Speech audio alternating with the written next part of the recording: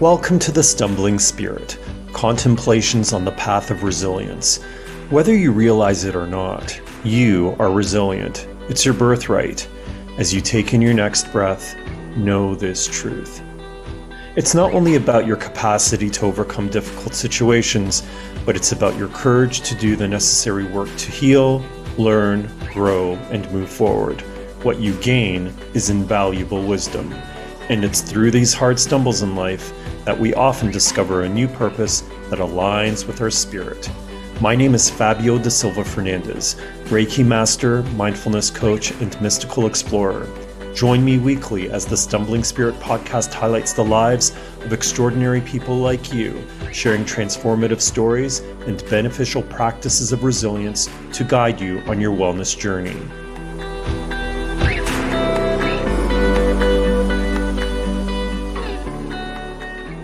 Mark Peacock has worked in the entertainment industry for more than 25 years as an actor, drag performer, producer, and reality TV writer, with credits on popular shows such as Canada's Next Top Model and The Amazing Race Canada. Mark also scripted an acclaimed short film called Bunny, which screened internationally and holds special meaning to him. Today, we talk about the realities within reality, Mark's creative vocation, and the pivotal moments that have helped shape him as a person and an artist. It's my privilege to welcome my friend, Mark Peacock, on the show. Hi, Mark. Hey, how you doing?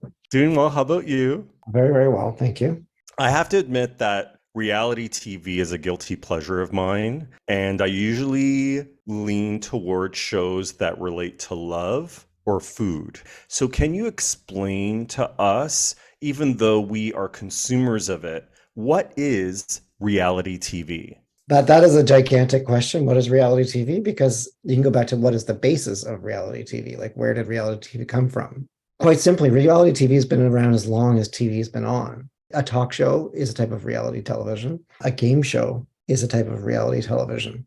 Then you have unscripted dramas, which is your Real Housewives, where what I always called real people, semi-artificial situations. And then there's reality competition shows, which are your Amazing Race, Drag Race. And then you have your lifestyle shows, which you often find on HGTV. A lot of the real estate shows you classify as like a lifestyle reality. Well, when I was doing research for this interview, I was for sure thinking that reality shows started in the 90s, but then it reminded me that Candid Camera was a popular reality show, and I loved Candid Camera. Yeah, and if you go back to something like, if you look at Real Housewives, it comes from, they did a show back in the early 70s. I think it was called American Family, and they went in and they just documented one family. And it was really fascinating because one of the kids was gay. And we're talking early 70s here. I think we're talking like 72 or whatever. So this was quite radical for that time period. So just based on your experience having done different kinds of reality shows, do you think reality TV could ever or can ever capture reality? Of course, it is capturing reality.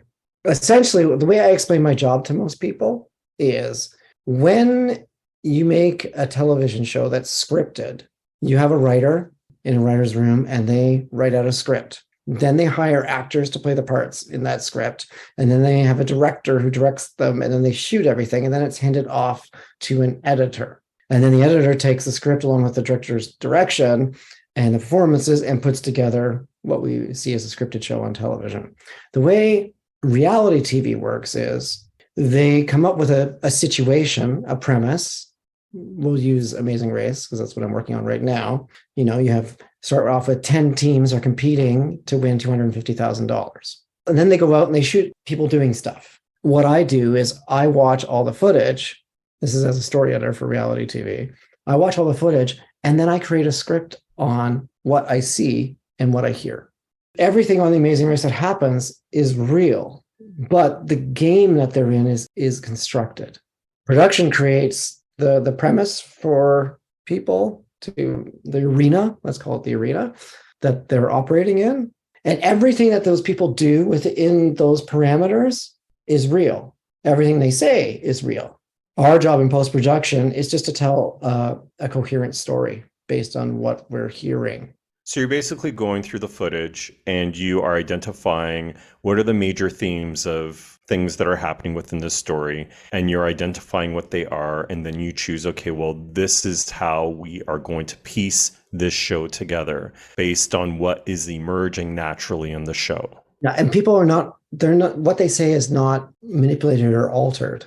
It's cleaned up, but their reaction to something is always the truth. Do you think that with the advent of reality TV, I mean, you made the point that it's been around forever since the beginning of TV, but obviously there's a saturation of it right now. Do you think that people have become more compassionate or desensitized to what is going on in people's lives as a result of the emergence of reality TV? The thing that I've noticed from working in reality for the last 16 years is that people coming onto reality shows to be on them used to be somewhat naive. People get surprised that it's a half-hour show. Why does it take 3 days to shoot it? Everybody that's grown up with this stuff on TV and it's been part of their lives, like the whole Generation Z and a certain amount of millennials that have been exposed to a lot of it, come onto these shows and they're quite savvy. Also because our world has changed so much. We all have access to so much technology now. Like we can shoot our own reality shows on an iPhone if that's what you choose to do.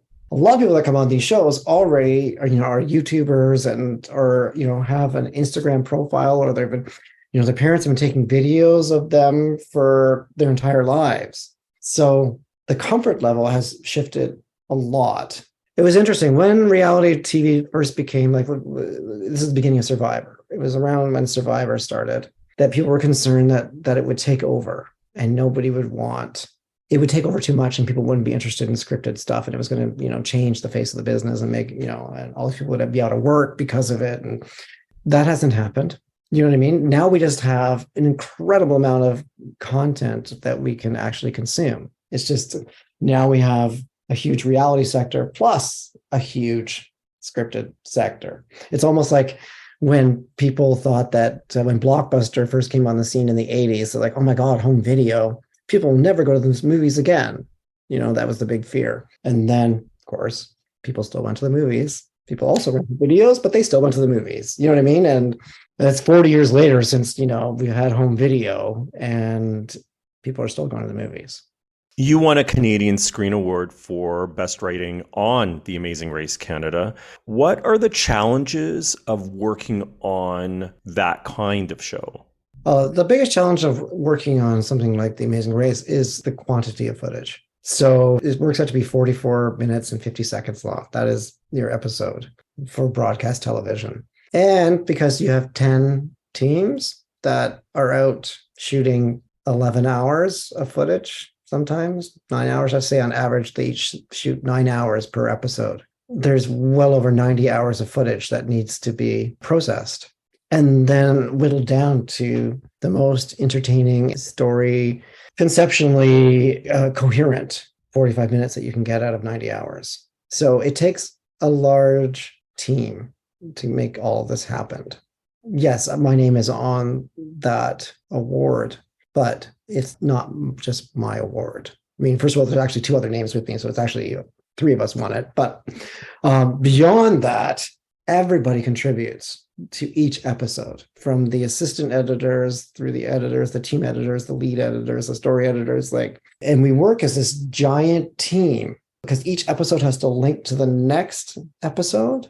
Amazing Race is like this wonderful puzzle that if you think, you get a puzzle for 1,000 pieces and it's like a stamp with this intricate detail and you have to put it together.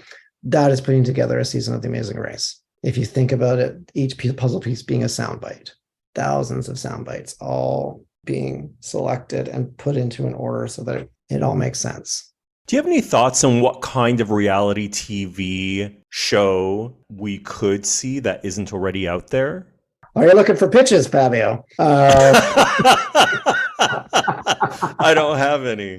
Actually, it's funny you should say that because my partner brought up the weekend we were watching the King's coronation, and he was saying that apparently, one of the King Charles mandate is the people that live in Kensington Palace. I'm not a monarchist, so I don't know too much about all this stuff, but the cousins and whoever lives there that has been getting an allowance from the monarchy, he wants to apparently stop this allowance, and that means they all have to get jobs. So there's a great reality series that I'd love to see.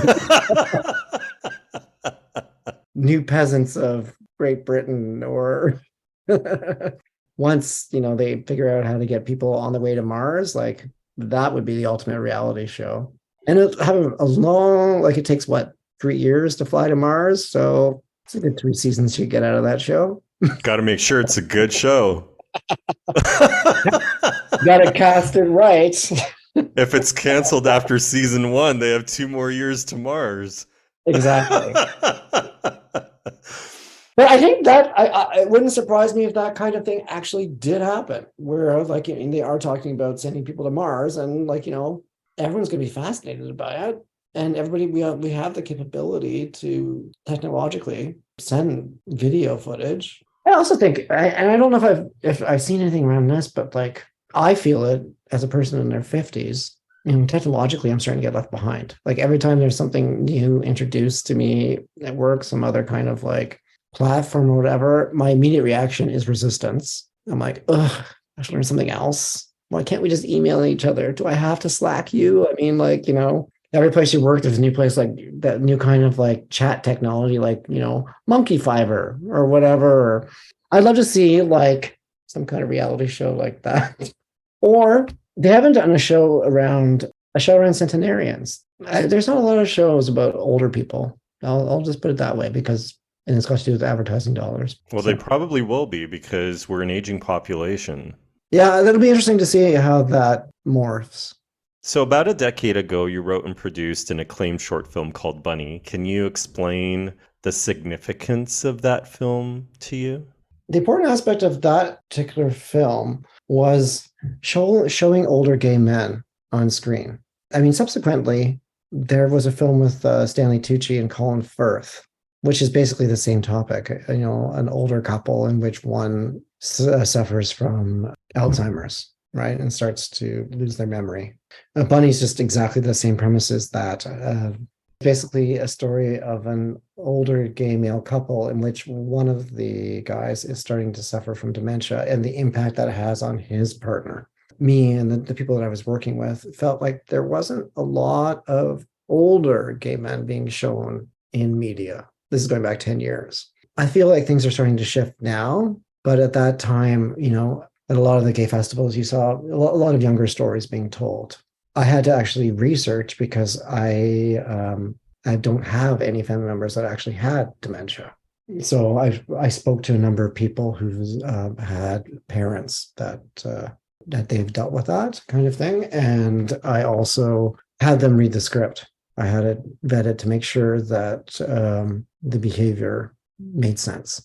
Your background in the arts is multifaceted. So you have a degree in fine arts with a specialization in music. You have an honors degree in radio and television, and you also studied musical theater. What calls to you the most in terms of creative expression, and why?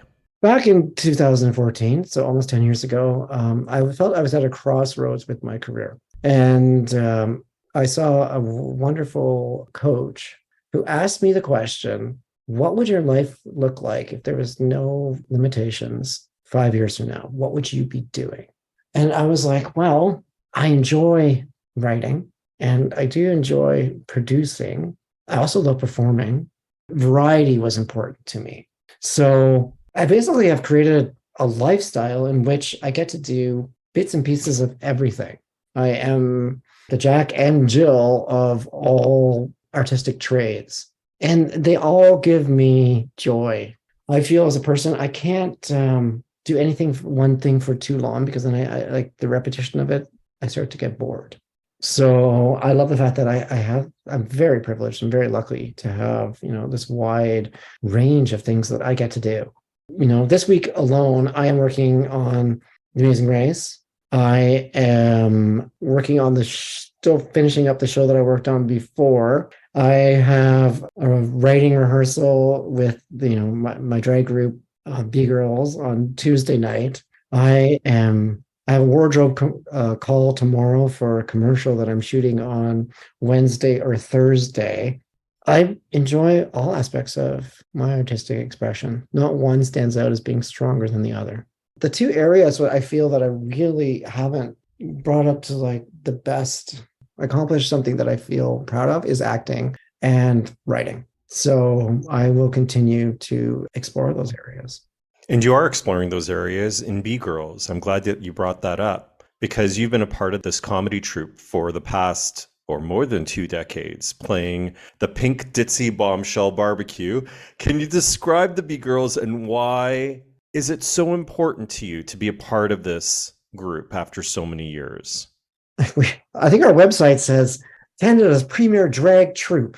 So we consider ourselves to not be, we're more in the range of Priscilla and, rest in peace, Dame Edna, in the sense that we don't lip sync and we work as a team.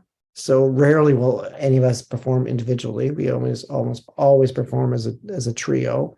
We write our own material and we sing live, and it's a combination of comedy and music. The reason that it's so important to me is less about performance and more about family. I have worked with the other two since 1997. I have been friends with one of them since 1991. They're like my sisters or brothers, depends on what we're wearing. We get paid, but if you count the amount of hours we do compared to the amount of money we get paid, we don't make that much money. So we do it for that creative expression because it's for me as an insecure performer. Barbecue, my character, was a great way for me to express myself in a manner that I felt less intimidated. Because once and it came out of my dad, actually, my dad saying to me, well, no one would ever recognize you. And that gave me this bravery and this courage that I didn't have, which to this very day, I still fight against. I've gotten stronger at auditioning as a male, as myself, sans the mask and the wig. But for me to sing without the costume is still a huge hurdle for me. I recently sang at an open mic music theater night kind of thing.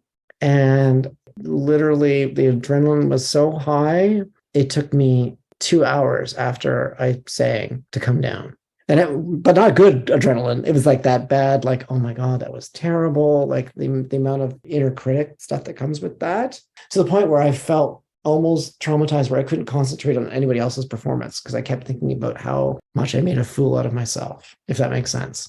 Where does that come from? My inner critic? I grew up in a household where my mother was distracted, involved in her own struggles. And I had a very critical father. No matter what I did as a child, my dad would always find the critical side. He was the type of father that if I came home with a test from school and I got 9 out of 10, my dad's reaction would be, well, what'd you get wrong?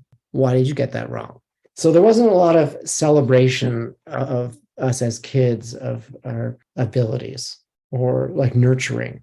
I mean, we're always a product of, our upbringing. And my dad brought his own stuff to it and then projected it onto me. It was cute because once my dad retired, he joined a community theater, and I saw him in a production of The Importance of Being Earnest. And he had a very small part. And I think he had, maybe 5 or 6 lines or whatever. And he was so noticeably nervous that I felt like I was going to throw up in the audience for him. And that just tells me that he had this very strong inner critic, which means that he probably wasn't given the right amount of validation as a child. And then he grew up to be a parent. And then, this is where these things come from, right? People just replicate behavior until someone goes, okay, what am I doing? How can I stop this? How can I overcome this? It sounds like you embodying barbecue is a way for you to soften that inner critic. Well, no, I wouldn't say it softens the inner critic. Barbecue is a mask. It's like when I put on that outfit, I'm not Mark Peacock anymore. I am Barbara Quigley, aka Barbecue. And Barbecue does things and says things that Mark Peacock doesn't. It's such a way of being in a different reality for me that often I've met people as Barbecue, and then they'll see me out of drag and they know who I am, and they'll come and say, oh, hey, and I will have no clue who they are. It's a defense mechanism. I would say that my drag was a defense mechanism. So I'm in a heightened state. So when I meet somebody, I'm not genuinely connecting with them the say I would as me, Mark. How do the other two players in the troupe balance that out for you when you perform? Oh, well, you mean on stage? I haven't ever had a desire to perform as Barbecue by myself because I wouldn't want that amount of responsibility. I can't handle it vocally. So from a musical point of view, I wouldn't be able to handle it. And comedically, it's much easier for me to play off somebody than it is for me just to do it myself. It's like strength in numbers. Being on stage with the other two, I feel like I have a support system. They're metaphorically holding my hand up there. And if we're singing, I'm not singing alone. I got two other people that I can sing with. You know what I mean? So in university, you had an attack and discovered that you had Crohn's disease. So how did that impact you? And also, can you explain how you've been able to manage this disease throughout your life? I was first diagnosed with Crohn's in first year university, at the end of first year university. I had been struggling all the way through my high school years with chronic intestinal cramps that kept getting worse and worse and worse and worse. And finally, in the second half of first year university, I went from a staggering 110 pounds, which was my normal weight, down to 90. I basically had diarrhea every day for 4 months. They started to notice that maybe they should do some tests. And they discovered that I had a foot and a half of my intestine was severely affected by Crohn's disease. It's an inflammatory bowel disease. Most people know about colitis. Colitis is the inner layer of the colon is affected by inflammatory bowel disease. Crohn's is the entire wall of your intestine, which can go anywhere from your mouth right through to the other end. And any part of it can be affected. And it's ulcerative, just like colitis. So mine was localized in my small intestine. That's where the worst part of it was. And when I was diagnosed at 19, they first just put me in the hospital and they give you steroids. And I may have weighed 100 pounds, but my face looked like I was a 250-pound football player because every year you swell up. It's also when I came out. It was just a crazy period.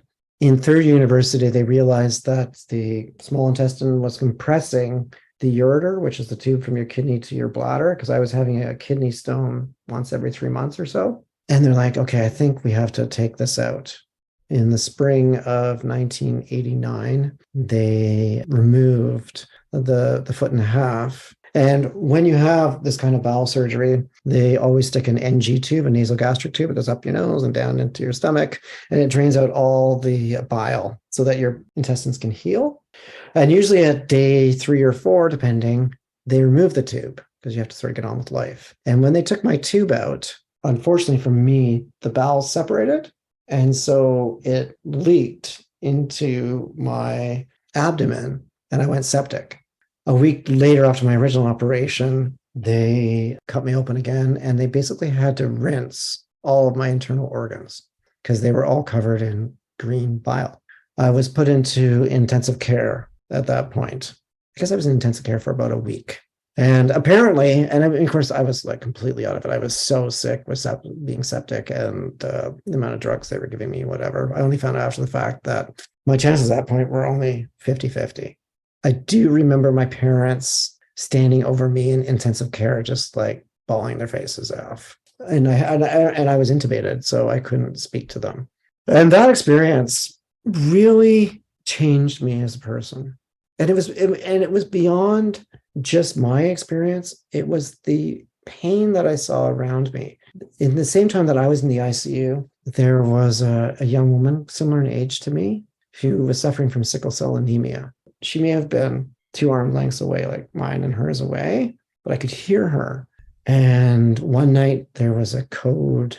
They started broadcasting 4:00 in the morning, and like everybody, all the nurses and the interns, everybody in the hospital runs into the room. And I didn't know what was happening. I was freaked out, and they were working on her and she had stopped breathing or whatever. And after they had got her stabilized, the nurse came in. I was freaked out and she held my hand and we both she was crying, I was crying. And I was like, what's going to happen to her? Is she going to live? Because it was my first brush with mortality. Eventually, the girl with sickle cell was switched to a different hospital that specialized in it. I could take better care of her. But I found out from the nurse that quite often with people that suffer from that illness don't live a full life. And I went into a very dark place for about 6 weeks after that because I realized that in life, not everything works out. Sometimes people get sick and they don't survive. I would say that's the saddest I've ever been. And it took me a while to recover and to realize that sometimes bad stuff happens to good people. But we have to keep moving forward. There are people who have suffered way worse than me. And I admire their strength and their resilience to keep pushing forward. You reflected on your mortality back then, but you've also had to reflect on your mortality in relation to some recent losses to family members. Could you speak a little bit about that? Well, I'm going to tie it back to the drag thing. I did mention that, one of the important things to me about staying with the P girls and being with them is because they're like family to me. Because unfortunately, most of my immediate family has passed away. I lost my mother and my brother within a year and a half of each other. And then a few years later, my father. How do I feel about mortality? It still scares me. I don't want to go because there's so much stuff that I still want to do. But it is a fact that at any second, any one of us, our life could be over. But we can't think about that 24/7. So we kind of just sort of push forward doing stuff. It's really about finding the balance, right? Recognizing how lucky we are to have this experience, but not get, paralyzed in the darker side of mortality, which is, the fear or the sadness or the grief. Do you have advice for any creatives out there who want to pursue a career in the arts? Yeah. My biggest piece of advice for anybody that wants to, and this doesn't matter if it's the arts, like whatever it is you want to accomplish, like whatever it is, there are always going to be people who say that you can't do it. But if you really want to, just try. If it brings you joy, just go for it and be gentle with yourself. Try not to let your inner critic stop you from doing the stuff that you actually really want to do. Fear can be our biggest detractor, but it can also be your biggest motivator. It's finding that balance. Everything in life is about finding the balance. There's going to be times when you don't want to do it or you feel like it's too hard. If it's something that you really feel, then explore it. Explore it and celebrate every little baby step. If you think about a show like American Idol makes you feel like, you can just be a small town person with a big voice, and then you go on the show and suddenly you're a huge celebrity. So it almost makes it feel like that kind of success is instantaneous. Well, maybe for some people it is, but for, the majority of people who have succeeded at things in their lives, they've worked incredibly hard. Do it. Do it. If it brings you joy, just freaking do it. What does resilience mean to you? I think it means something different for everybody. But for me, it's the concept of staying strong within yourself, even when it hurts. Also, I think people often associate vulnerability with weakness, but vulnerability is the strongest thing you can actually do. Keep moving ahead, even if it's just a millimeter a day. You're not alone. Even when you feel like you are completely alone. I complain about technology and I complain about, it's all so complicated and whatever. But I think in a way, everything comes with good and bad. And I think one of the great things about technology, and I think that the pandemic illustrated this, was it allowed us to stay connected. And we're all united by pain. We're all united by loss. We're all united by grief. I just believe that everybody has resilience. We just need support sometimes to find it in ourselves. What are your practices of resilience? Western medicine, especially 40 years ago, said to me, well, you have Crohn's disease. You will have that for the rest of your life. You will always be sick. You will, it might go into remission, but it'll come back. And there was something in my 22-year-old brain that said, screw that. I'm going to do everything I can, explore everything I can so that I never have to go through this again. I saw a naturopath. I did massage therapy. I did Alexander technique. I did psychotherapy. I still do hypnotherapy. I just started exploring. I did Reiki. I explored every venue that I could to find health, all kinds of things. I changed my diet. I figured out that exercise was, helped reduce stress, that Crohn's was related to anxiety. So if I lowered my anxiety, I also made choices about my life. I was like, I want to live the most authentic lifestyle that I can. And this would have been 2 years after the operation. And I graduated university and I was working at a bank. And my dad said, "Oh, you work at a bank, so you could stay there. You'll go up to the ranks fairly quickly." And I thought, yeah, that's logical. But you know what? This was 1991. And I'm like, I don't feel like I can be out at work. So I have to hide that whole part of my person. Like, you have to pretend that I'm straight. And I'm like, that doesn't sit right with me. And I don't enjoy this. That's why I auditioned for music theater school, because I thought I always kind of wanted to do that. That looks like fun. There's a sacrifice that goes with this. I mean, I don't own a house. I don't have that security that my dad always wanted me to have, because I kind of made choices around kind of exploring stuff that really was interesting to me. Practices that I use for resilience now is my morning routine. So my morning routine consists of morning meditation. And then after that, I write in my journal. I do 1 page of what I'm grateful for, what I liked about the day, what I appreciated from the day before, what I'd like to see from today, among a few other things. I do a reading, and then I made up cue cards of things I want to manifest. And then I made myself a vision book.